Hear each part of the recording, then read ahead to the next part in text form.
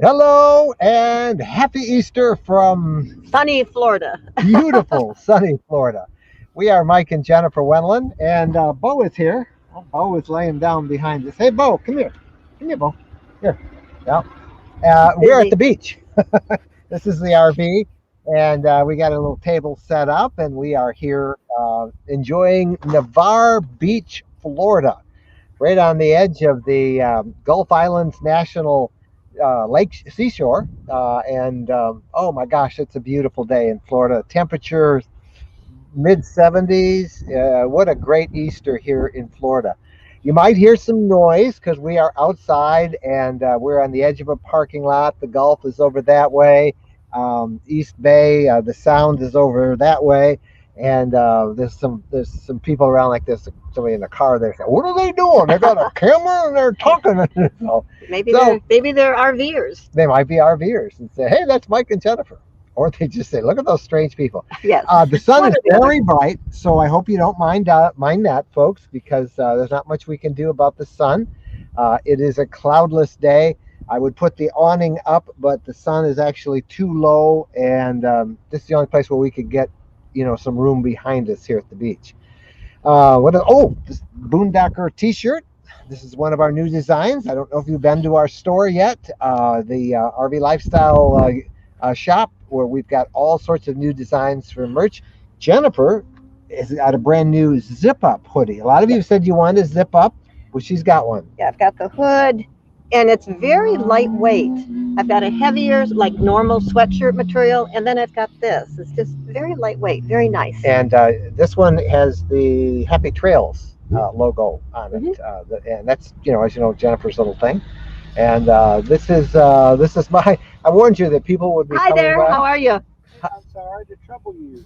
What chassis is this? Well, we're doing a video right now, a live video on YouTube. In an hour, we'll be glad to talk to you. Thank you. Yeah. No, you guys listen. We're just all right. Thank you. All right. Have a great day.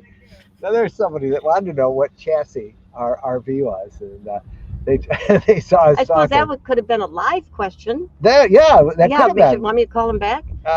Yeah. Well, they don't want to do that, but yeah, this is our RV, and this.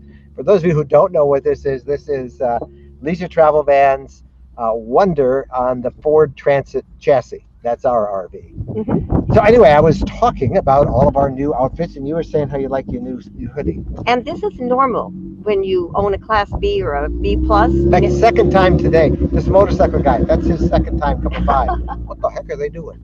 And this is why we don't do a lot of outside stuff. When we first started out 9 years ago with our Class B, we could not stop any place without giving a tour and explaining exactly that, yes, there really was a king-size bed in there and a kitchen and a bathroom. And a shower. Yeah. People were just so intrigued by it. But now it's more common. So we spent the afternoon with some friends. Kathy and Les Chantal. Yeah, they're RVers. That's how we met them. And they invited us to an Easter brunch, and we did that. And we ate so much ham and cheesy potatoes that we got really tired. So we came over here and we found this spot and pulled in and did a little day camping and a little day napping. While you were napping, I went out to see if there was a better location.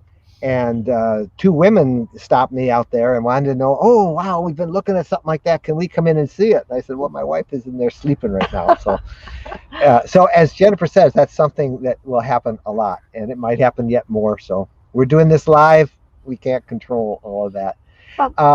Because the sun is so bright, I can't see the screen real well. And rather than having me going, "What?" Phyllis said I should wear a hat. And she's going to read the questions. Say hi to everybody, Phyllis. Okay. Hey. No, it's great. I wish I was there. Even though it's beautiful in Iowa today, I love being near the water. So. Well, we are near the water. This is not the week to be down in Florida. The entire nation is down here on spring break, including everybody from our home state of Michigan. We've seen nothing but Michigan plates. Michigan, as you know, has been extremely locked down for the last several months. Now it has the highest COVID rates. I think it's because so many people were locked down we're all so locked long. up. it's the antibodies aren't out there, and there's no semblance of herd I said last immunity year in there. Florida, people saw a New York license plate. They're like, "Oh no, New Now York!" they're doing that for I Michigan. said, "Now they're going to, oh no, Michigan." Yeah. Anyway, so Phyllis is going to help us with reading some questions. Because I can't see the screen at all. And I do see one on there that I do want to make comment. Ed Richards is on there. Yeah, And, I'm going to put that one up first. Okay. Well, one of the things that's good. He's going to be Bike Mobile. He's a ham radio operator, and he's one of the guys I'm going to be doing. I'm doing a ham radio story that I've been promising it. It'll be this coming weekend. I'll have it next weekend. But Ed, I want to demonstrate it by having you talk to me on the Zombie Network after we go off the air at 8 o'clock. Give me about 8:30. Call me on the Zombie with my call, okay, ZRH, and I want to record that little snippet, and we can show people how ham radio communications in an RV are so fun. Anyway, Ed says happy Easter. He is in South Louisiana, and he's going on an e-bike ride, and he's going to be watching the show, not listening to it, but he can get back home by 8 o'clock and call me on the Zombie Reflector, Ed. So 8:30, I'll be waiting for you. All right, so Phyllis, since we are having trouble squinting in the sun, maybe you could read the questions, and if the sun sets a little bit more, maybe we'll be able to pick it up then. But how will we start that way? I'm going to go off screen, but you should hear my voice, and we will get going with the questions. All right, thank you. We appreciate you doing this. Phyllis, go. By the way, shout out to Chris Cowley, who's over on YouTube, helping everybody there with resources and stuff. So here we go with the questions. All right. So first question from Bradley Olson. What are some of the techniques you use to keep your RV cool at night other than using the AC? Are there things you do during the day to prepare it for the night? That's a great question. You know, so many people are so used to pushing the AC button. And if you're in a campground, that's fine. You can do that because you have shore power. But when you're balancing your batteries and your boondocking, you know, the AC just gobbles that up. So what are some of the things? We just did them today, for example, with Bo. Our ceiling fan. A fantastic fan in the ceiling. Yeah, that'll move the air nicely. And you just put a crack. You don't need that much, just about in an the inch windows. or so in the awning windows. You crank it open a little bit and put that fan on, and it moves the air. She says awning windows, and if you don't know what that is for new folks, you know, they open awning style. The windows open like that, so that if it's raining, you don't get rain in when you open the windows. So they call that awning style. And you get it on both sides, run that fan, and the cross circulation, you know, it really cools it off. Mm-hmm. So we do that. We run that fan often all night long when it's hot. And the only downside of that is if it starts to rain, it can have a sensor on it. It does. Yeah, ours does have a sensor. That will shut. You can turn off that sensor and let the rain come in. Yeah, which isn't a good idea, but it will shut down if rain comes. It has an automatic shut off. And then it also, sometimes if you park under trees and it's extremely humid, if you're down south and the humidity is dripping, as they say, humidity can drip off the trees and trick that sensor into thinking that that it's raining, and it'll turn off the fan and shut it up. So there is an override. Yeah, there is an override. So you can just wanted to tell you that so you don't get disappointed. Yeah.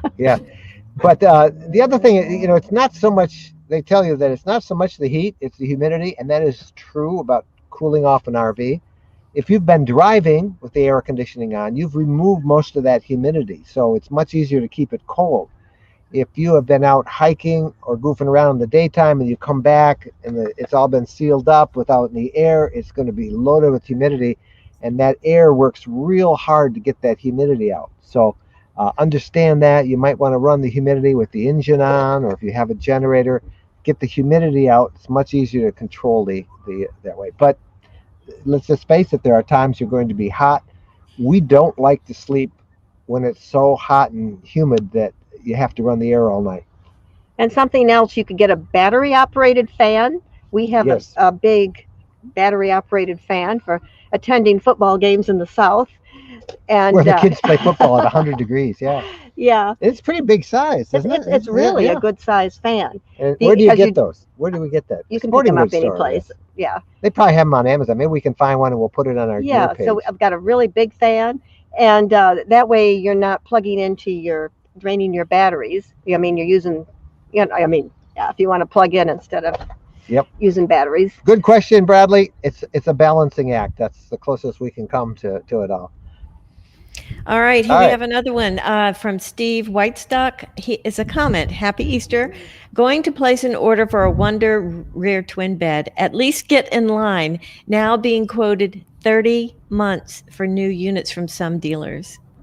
Wow. Woo! Wow. Isn't that something? Can you imagine the demand of something that sells for well over $100,000 and it takes you 30 months to get one? We better hang on this. We better hang on this. Or hey, we got good resale value here. Yeah, but I'm hoping that changes. Mike and Jen take up tenting.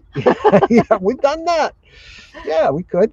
I'm hoping that the supply chain will shorten up, that availability of chassis will ease, and that there will be some semblance of normalcy for the RV manufacturing industry. All of them are stressed to the max now, trying to keep up with orders and balance that supply chain shortage that is affecting everything in the United States, all over the world, I guess, really. But that's the biggest problem, little tiny parts that they can't get to completely finish. I have not heard 30 months, Steve, so that's a little long. I've heard a year and a half, a year, but 30 months seems a little far out there.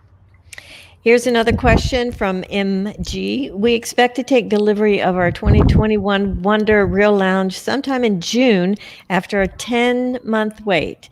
Any tips for how or what to inspect at the dealership before taking possession? Thank you. They should give you a good walkthrough on everything. Just take your time, open all the drawers, shut them. Just check everything. Just look. Don't be so excited that you don't carefully examine. Open and shut things. Make sure that your dealer whoever does the walkthrough is not rushed. I mean, you are paying them a tremendous amount of money, and they should gladly spend as many hours, if necessary, with you as possible. One thing I would ask them, and I would almost make it a condition of delivery, of taking delivery, and say, look, we want to spend the night either in your parking lot, plugged in, almost every dealer has a place, or ideally at a campground really close to you, so that we can spend the night and make sure we have no questions that weren't answered. The first night, try and spend at the dealer's lot or at a nearby campground. A good dealer is going to say, absolutely. In fact, we'll even pick up the price for you if you have to go to a campground. And that way you can then come back the next morning or call them if you don't have any questions. The other thing that I really urge you to do is to videotape the walkthrough. Lots of notes, but I find my notes, sometimes I can't figure it out later when I have questions. So a video normally works. Now, you're fighting two things here. One, the dealer wants to get on to the next thing he's going to do, sell another RV, or maybe they have another walkthrough they have to do. And that's understandable. They're busy. But I think the biggest problem is you, because you are so excited to get this. You can't wait to get out there on the road.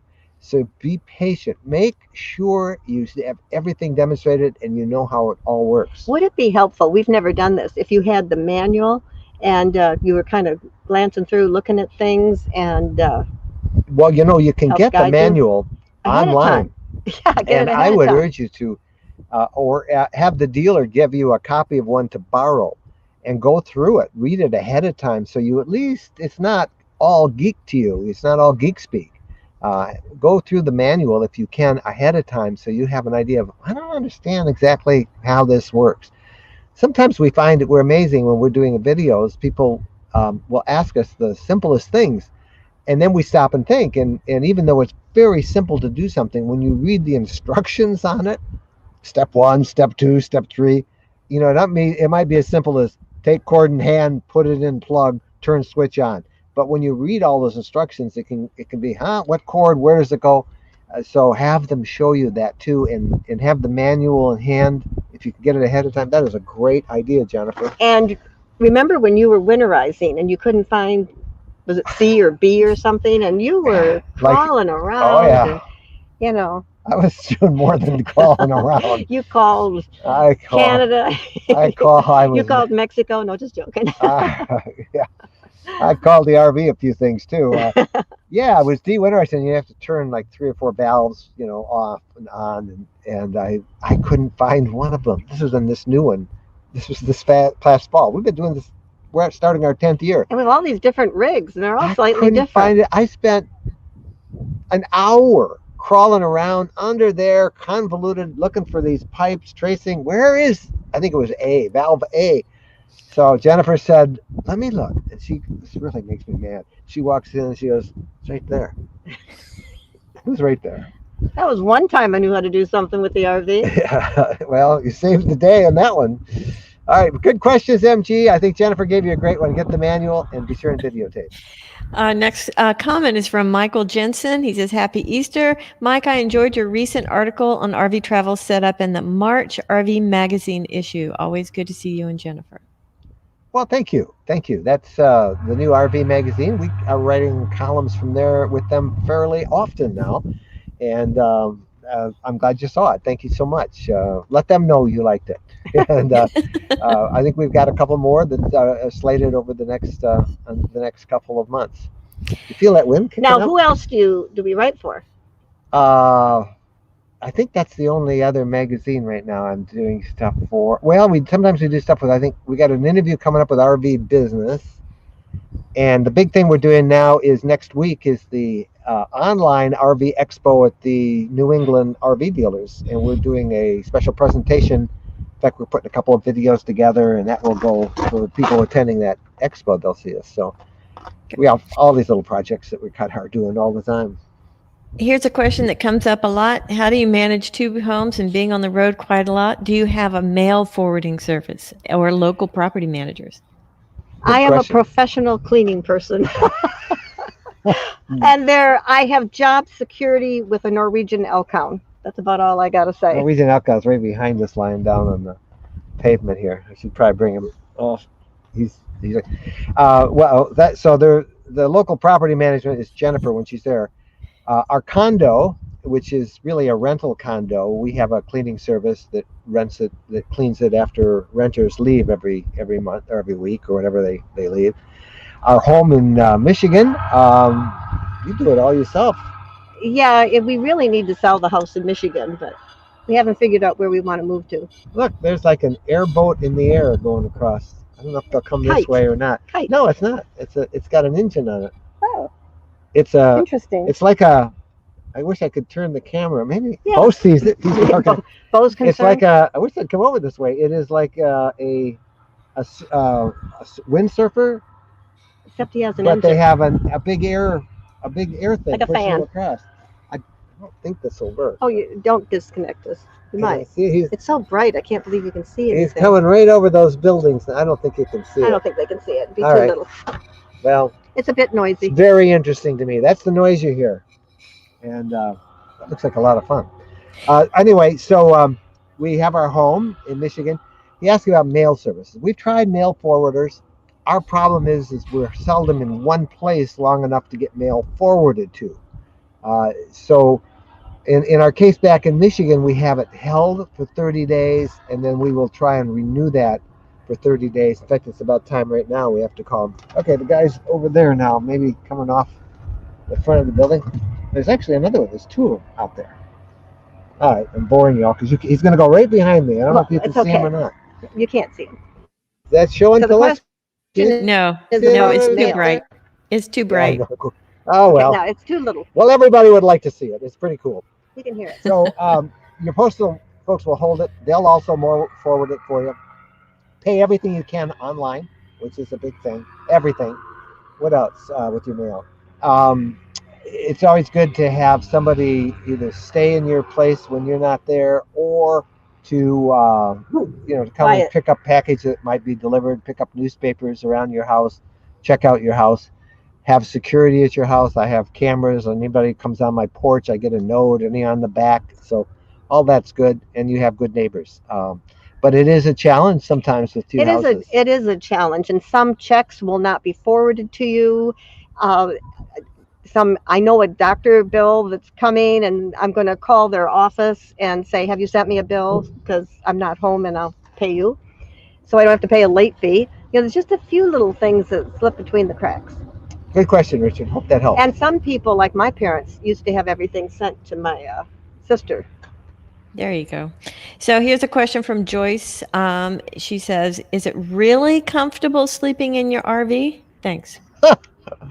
Oh yeah, that's not a problem, Joyce. Yeah, it is really comfortable because we are not on the sofa that makes into a king size bed. It wasn't nearly as comfortable, the sofa. I remember we had our first one we bought, it had the 2 twin beds, and I thought, oh, I want that sofa. Then we got the sofa, and I went, sofa that makes into a bed. A sofa that makes into a bed. Never was, even with mattress toppers. And then to get on and off, you had to scooch down to the end, and it was a little awkward. Yeah. But this is really comfortable. Because we have 2 real mattresses. One of the absolute most yummy things that we can do in that is to take a nap in it, as we did this afternoon. We're giving away our age here. Well, it's so comfortable. Especially after you have a great big huge meal. Yeah. Like you're not supposed to lay down after you eat. But yes, it is very comfortable. These are the mattresses and ours. We just did a big video on the blog, rvlifestyle.com, the blog on the best bedding solutions. And we came up with 3 high-end bedding solutions. I mean, you can just throw a sleeping bag on there for $29 and you're fine. But these are really comfortable. We put a mattress topper on it. We have some foam underneath it. And then the bedding is just really comfortable. Some people do buy different mattresses. Yeah, you can replace the mattresses if you want. Some people like soft mattress. Some people like firm. So make it the way you want it. Yeah. But yes, it's extremely comfortable. Here's another. Bark. Here's another question from Joyce. Does Bo enjoy the RV lifestyle? Well, let's see if we can show you Bo. I think actually I probably picked this camera up here. Bo. Where's Bo? Bo's got our back. Hey, Bo. He's keeping us safe. Somewhere. He's right behind me. Oh, well, I can't. He's laying down. There's Bo. Yeah, he's laying down. Yeah. He's looking around. Yeah. RV lifestyle. He thinks it is absolutely great, and we do have a little discussion most nights about which bed he's going to sleep in, and he has a big bed that we bring out, and he sleeps up front, unless he thinks that we have it more comfortable than him. And there's always a few words that are exchanged, and usually we win, but not always. And half the reason we got this bed is so that he can. That's why we get the confusion. He sleeps on one of the twin beds when we're traveling. He can look out the window. He loves looking out the window as we go. I feel sorry for our last dog. He could never see out. He was right between us. Here's a question from Kathleen. She says, when you travel, you have said that you don't fill the fresh water because of the additional weight. But if you're going boondocking, where do you typically fill up then? We fill up the closest place we can fill up, sometimes a gas station, sometimes an RV park, sometimes a county park, but the closest place we can fill up to wherever we happen to be camping and boondocking. You might have to spend money. What I'm trying to say is we don't drive hundreds of miles with a full tank, because it really does and your water would get old. Yeah,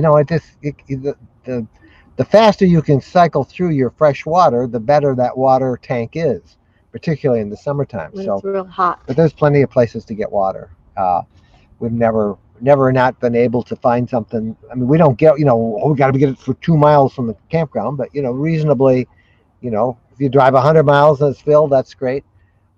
Most state forests have water pumps, and we have ways, and we've showed those in other videos, how to put the water from there into a plastic jug, and then get that jug into the freshwater tank. Worst case scenario, you can buy, go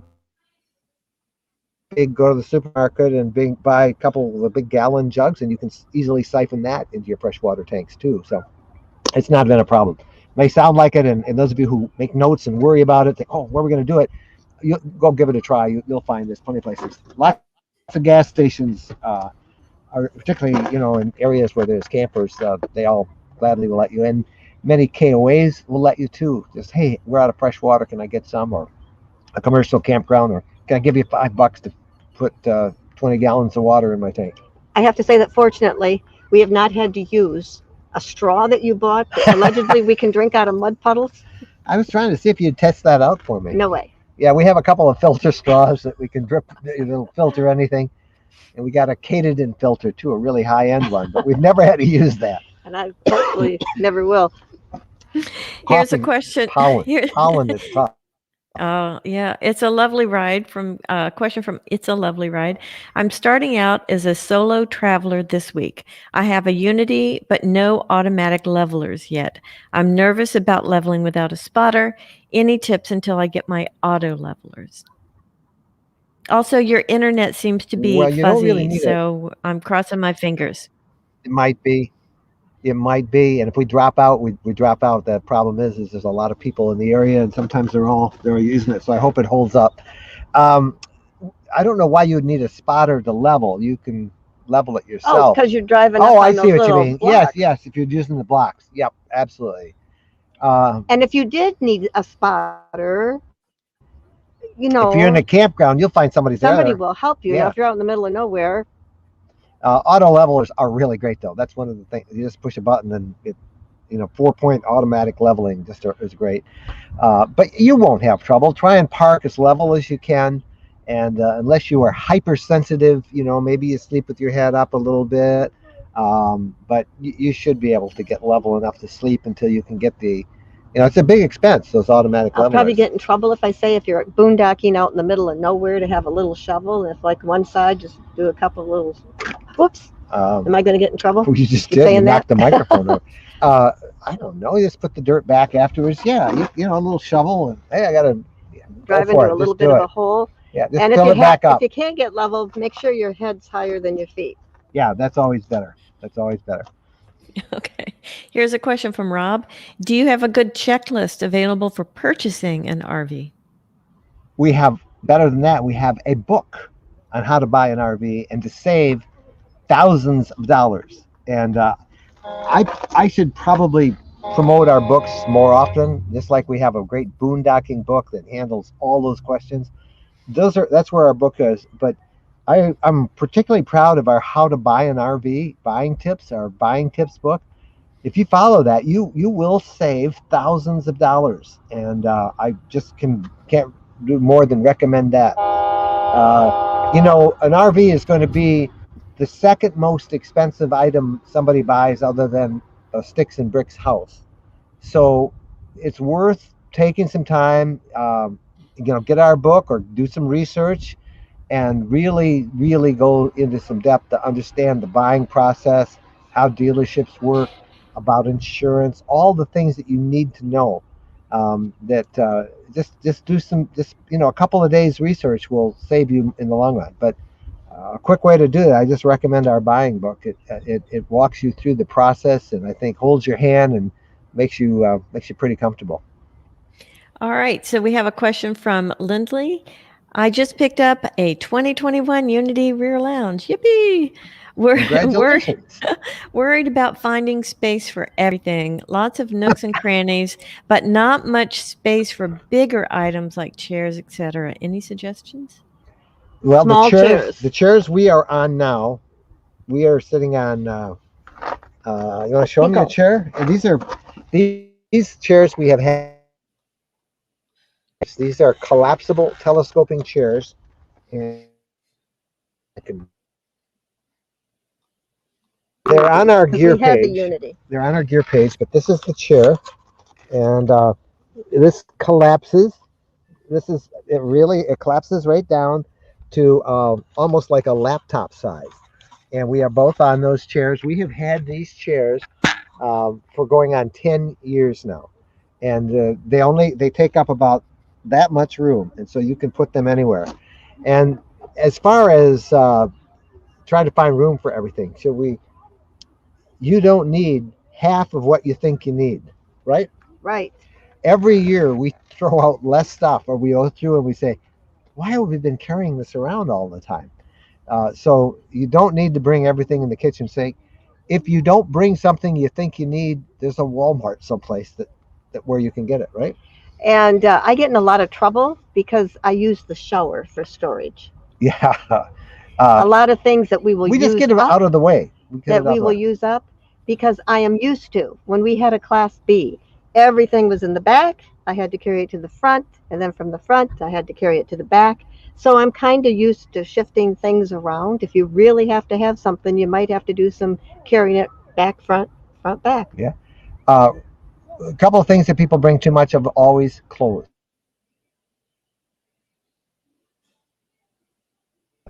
Nearly as much. I always make this crack this joke. I stopped doing it about, hey, underwear, you can wear them one side one Oh, day. don't do that joke I know. again. Yeah. It's not funny. No. Men think it's No. funny. Men think it's funny, but you don't need nearly as much in clothing as you think you do. You do have to have a jacket, and if you're going to be a long term, you want to have something that you can go out to Raincoat. dinner, and you want raincoats. But t-shirts, shorts, a pair or two of jeans. You don't need 100 pairs of shoes, some sandals, some boots, hiking boots, some running shoes, and you're good to go. You're in trouble if you need a whole bunch of shoes for every outfit. And I know a lot of people like everything just perfect. Yep. But Life isn't perfect. yeah, So we have an answer to what the thing is that's flying around you. It's called a powered A powered- paraglider. Craig made that. See, I Yeah. tried to show him a paraglider. Well, thank you, Craig. and he does that. So how fun! We saw some guys at the dog park. We see them a couple of times at the dog park we take Bo to every morning, who have been training people on how to use it. Remember Yes, seeing them the last yeah. time they have this Yeah, big now I- backpack with the Right. connected to the fan? So that's we always wonder where they went with that, but they hook it up to the thing. Well, this is Navarre Beach, Florida. If you wonder where we are, and I'd show you, but it probably makes you dizzy when I move the camera around. So I won't bet do it's that. a lot of fun. Yeah, it looks like a heck of a lot of fun. Thanks for Here- that answer. Here's a question from Dee. You two are such a pleasure to listen to. My question is, what is your favorite feature of your rig, and is there anything you would change? Thank you. Happy Easter to you both. Oh, thank you, Dee. So, what's your favorite feature? Favorite feature? I guess. Favorite. I got a whole bunch of things. Yeah, I know. Me too. that kind of just pop, pop, pop. See, the light's getting good. I can tell. The Yeah. camera's good. It's having a comfortable mattress to sleep on is important. Having a shower so you don't have to. Instant hot shower. Oh, instant hot water. is really, really nice. That's our favorite. That's probably right up there. Having a nice big deep sink. How about this? Yeah, the Okay, table. look, I gotta move the camera again. No, don't move This- the camera. You're all gonna get dizzy. Can you see that? That's a camera. It attaches right to the side of the RV, folds right up, and it's like a little picnic table. So if we're boondocking, wherever we go, we don't have to have a table. All right, but maybe the shower is the thing. I guess in my case with this RV, my favorite feature is the garage. Yeah. All the Bought it room. was for the storage. We have gravity chairs. We got a couple of really comfy rockers. I can carry a lot of my ham radio gear. I can carry all sorts of stuff in there. We gave her about 4 or 5 things, but anything you would change about this unit, she asks. It is a tight squeeze with the 2 chairs to get into the back. A little bit of a tight squeeze. I'm not sure I Oh, follow when you. your driver's chair Oh, when you go passenger's from chair the cab to to the back. Yeah, It's a I little think tight. we've gotten used. For some reason, I don't think it's as bad as the previous one we tried out. Maybe we've we're just getting gotten used to it. And also, Bo is trained now Yeah, that he doesn't fit there. the cab. It's easier to get from the cab of the Sprinter chassis into the motorhome part than it is here on the Transit. It's a little tight, but honestly, because we've had this now, almost a year, I'm so used to it, I don't really think of it anymore. But Well, you're now right. that we're not dealing with a poor Bo, he's up to 74 pounds. This vacation has not been good for him. Yeah, or me either. Me either. I'm up to 74 pounds, but yeah, enough of that. Dee, thank you for the question. Happy Easter to you. Question from Marshall. How careful are you about your RV weight when loaded? Do you use cat scales often to ensure you're below the GVWR? Do you have tricks at eliminating packed weight? Boy, that's a good question. I do not use the CAT scales very often. We have, I think it's 1,400 pounds for occupancy, occupants and baggage, and we've not gone anywhere near that. We're a couple hundred short all the time. I should probably do it on a long trip. We carry much less now than we have ever done before. But I'm the first to say maybe I've done this once.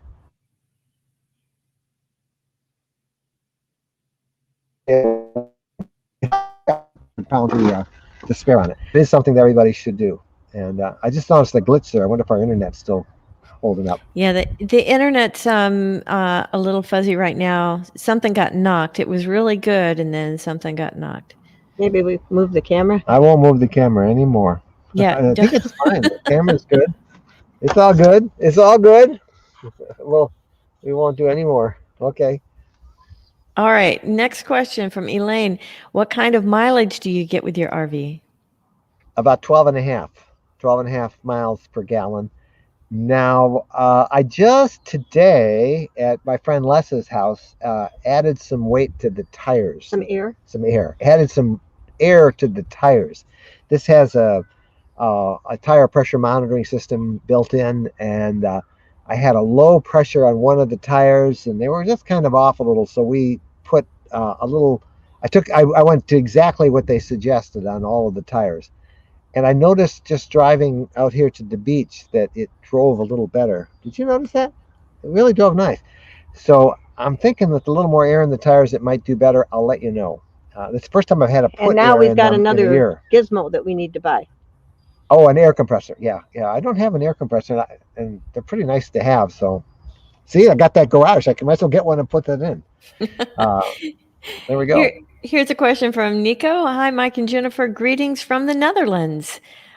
Great to see your AMA. Camping out again with my ProMaster City type mini camper. Looks to be great weather where you are.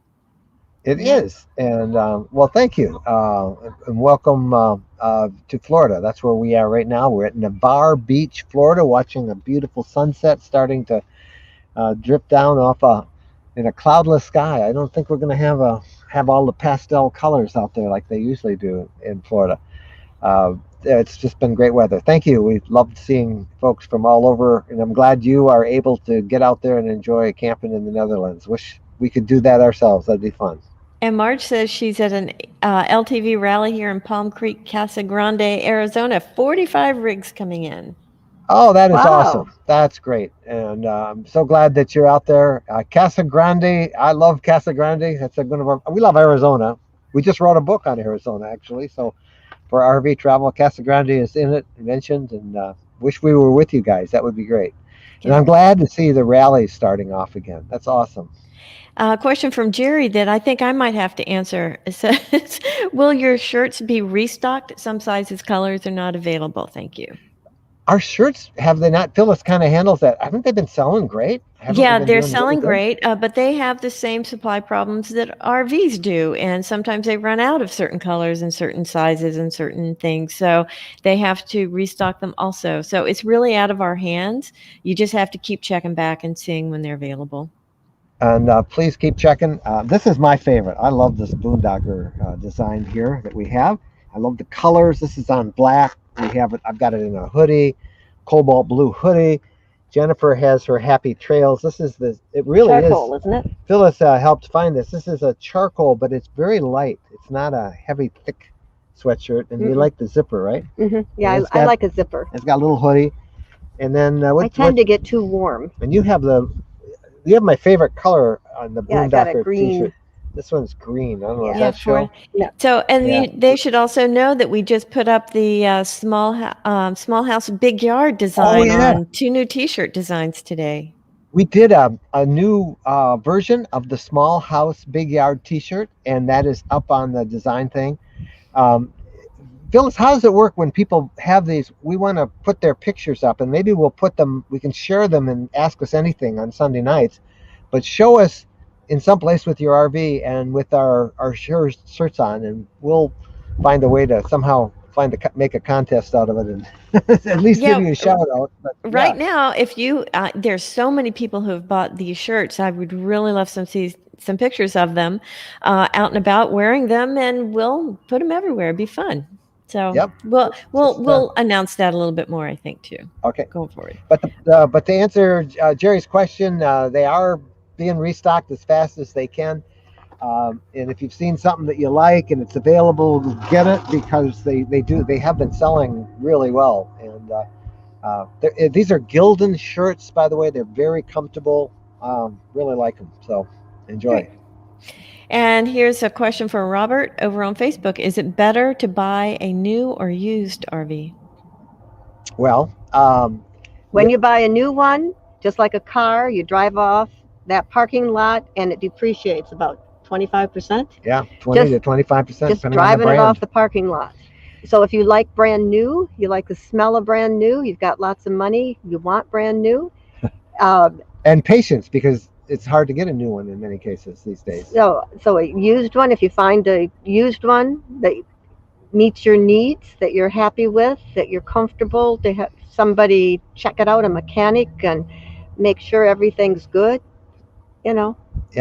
Go with that. We're big fans of buying. That's how we started. We bought a used, I think it was, at that point, it was a 6-year-old Class B. A one-person owner. One-person owner. You're an investigative reporter, so you discovered where he worked. Yeah, I did. To see if he's a responsible person or not. Yeah, but we were very happy with that. It still was one of our favorite RVs, and it was 6 years old. We bought it with 55,000 miles on it, and it cost about $1 or every mile that it had. A little bit more than that, maybe $1.25 for every mile it had on it. But we were able to sell that in a year's time at almost the exact same price that we paid for it. So buying used is probably the best way to get in. And then, of course, just like anything else, you can flip those things, sell them, and trade up. But buying used is great if you can find them. The used market's extremely tight too these days. All right, so we have several questions from Roy here. He's regarding the LTV options. Is there an advantage of all-wheel drive? Did you get a macerator? Do I need a generator if I have lithium batteries and 400-watt solar panels? Well, I have all of those, right, Roy? So I obviously thought, yes, you should.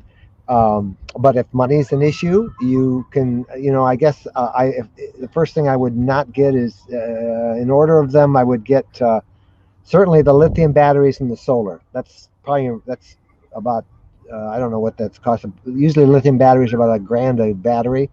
I don't know what the 400 watts of solar is. I can't remember offhand, but that's the first thing I would get. The macerator, if you have had other RVs and have used the gravity drain, the traditional big hose gravity one, you probably could save some money by not getting a macerator. Personally, that's all we've had on all of our RVs. I do all of the dumping, and I like the much cleaner way to dump with the macerator. So that's an option I will always have. And in terms of all-wheel drive, I don't think that is a necessity. That's probably the least of all the options that you just mentioned, unless you're going to be out in really a lot of sandy terrain, maybe out west. If you're driving a lot in snow, frankly, we did a lot of winter camping this year back in the north and in snow. And I think I used the all-wheel drive once, and that was just going through a couple of really deep snowbanks, where it had been plowed and I had to get over it. But I've not needed it. I found even on our sprinters, these things are heavy enough that they just really have great traction. So of all those options, the one I think you'll need the least is all-wheel drive. It's great to have. If you can afford it, get it. You can't get it put on much after you've already bought it. So if that's something that you're not sure, but you think you might, then get it. Macerator, if you're comfortable dumping with the gravity, you don't need that. Generator? A generator, yes, I would not travel without a generator. It really does it gives me the assurance that, say I'm out there and it's been really nasty weather, or I'm in heavy woods and I'm not getting enough of a solar charge to keep those batteries topped off. I can stay as long as I want because I can turn that generator on and charge the batteries, or I can turn the engine on with the generator and charge them faster. Um, so I'm a big fan of having the onboard generator too. Great. This is a comment from Michelle. We're finally heading out to the Southwest with the help of your 7-day guides. So happy to be getting back in our Class B. Oh, I'm Isn't happy. that the truth? Boy, everyone is so glad to get out there and to be traveling again. And Michelle, that is awesome to hear. I'm happy for you. And thank you for the kind words about our 7-day adventure guides. We just have a 3-book bundle on Arizona, Utah, and Colorado. Kind of that 3-state area where they all come together. And I hope you've got all those because there's so much you're going to see. Makes us want to go. I have a picture of one of my favorite drives with our wonder in Utah, in the Canyonlands National Park, and the empty roads and the beauty of the desert and the canyons. And we were both just talking today how we can't wait to get west again. We haven't been west. We didn't go west last year, and we're ready now. We are. And here's a question from Rob. How bad is the outside noise in an RV park? And do you use a noise machine or something else to cover up the noise? Well, the problem with us is Bo, because if Bo hears noise, he barks. If Bo thinks he hears noise, he barks. If there's a possibility that there could be noise, it goes one of those parasailers. Paraglider. No, paraglider. Yep, right up there now. So we have a fan, a little AC fan that we run every night, so Bo might not hear things walking past. I mean, in our home, in a condo, in a motel room. Now that's good. That's good when we're boondocking, because there's creatures that come through, and you want to know what's around you. But he hears everything. But RV parks, there is noise. It's not terrible, Now we've been in some that are very, very noisy, on the 4th of July or Memorial Day or Labor Day or a huge holiday. RV parks get really noisy and smoky when they're all filled up. They're not our favorite way to camp. I mean, it's not where I like to spend my time. It's not where I got one of these. I want to be outside and having some fresh air and some room around us. But I know a lot of people are happy with that. But they can get noisy. Most of the time, we haven't had real problems. Most of the time, they quiet down pretty good.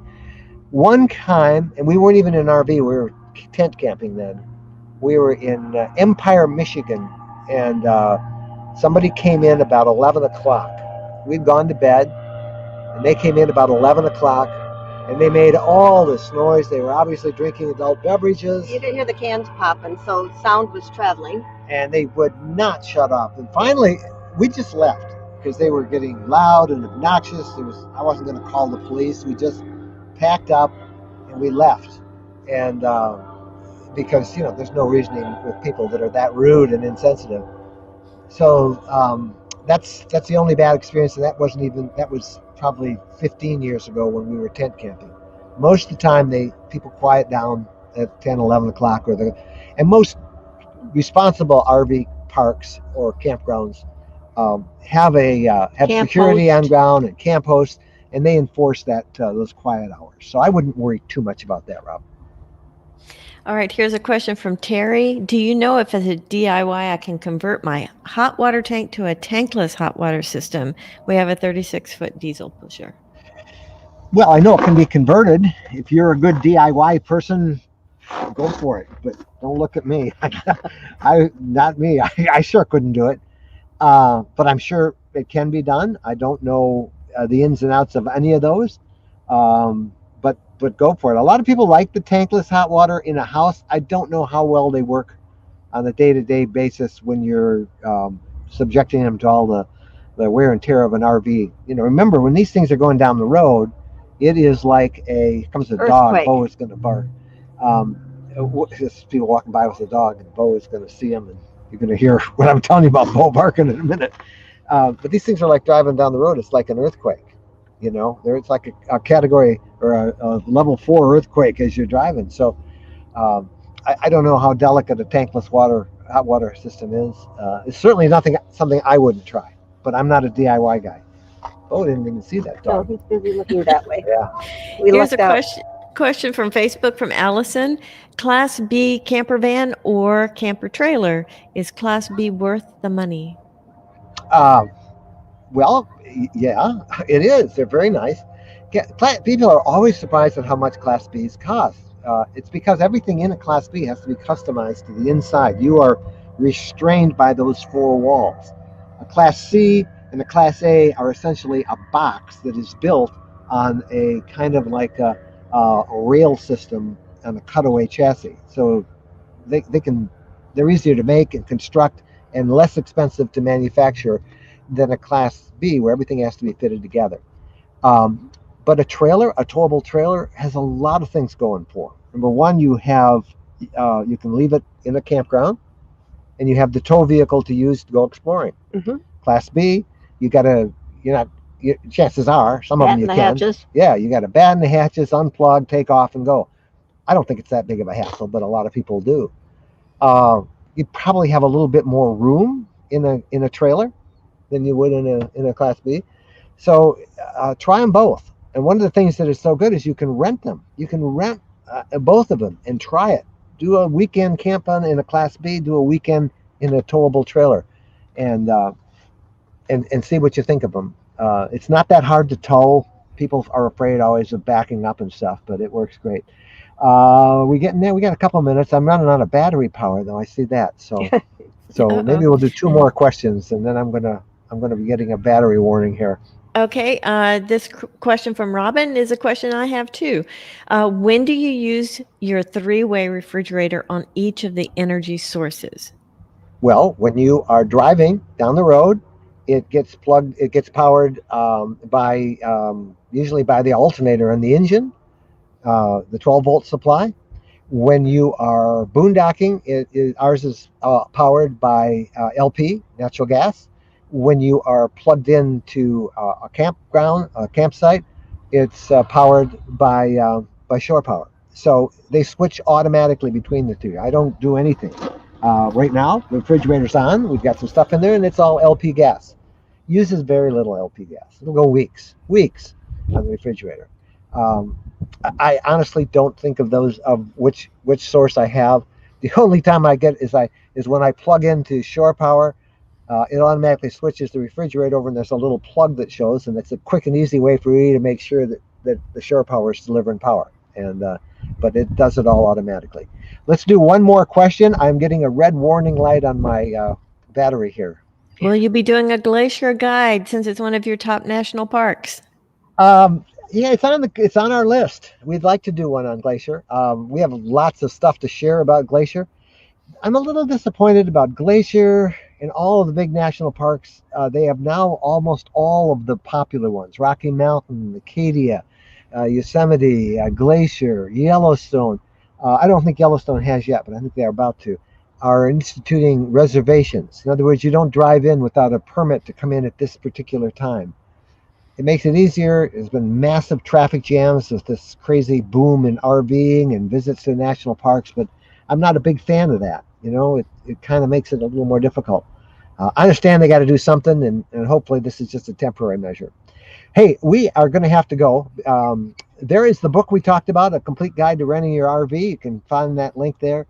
All of our stuff is linked at rvlifestyle.com, and we invite you just to make that a habit, new content every day. Phyllis, bring yourself back up on camera and say hello to everybody or goodbye, and thank you for helping us. I could not have read the screen. We were squinting too much. No, it's great. It's good to see it, but I know how hard that is. I'm going to freak everybody out because I'm going to show you a beautiful sunset here. Well, maybe I won't. Is the sunset? Well, you can't really see it. It's too white out. Yeah. Yep. Darn. It's going to be a beautiful sunset. Maybe I'll put it on Instagram. Yes. Phyllis, thank you so much, and happy Easter to you. Happy Easter to you too. All right, and everybody else, it has been such a pleasure to. I hope that the video held up okay and it wasn't too bad, and you were able to follow us. Thanks to Chris Cowley over on YouTube. New content every day, rvlifestyle.com. And thank you, Bo, for not barking. Yeah, Bo is, don't you think everybody, Bo's been a good boy today. All right. Happy trails, everybody.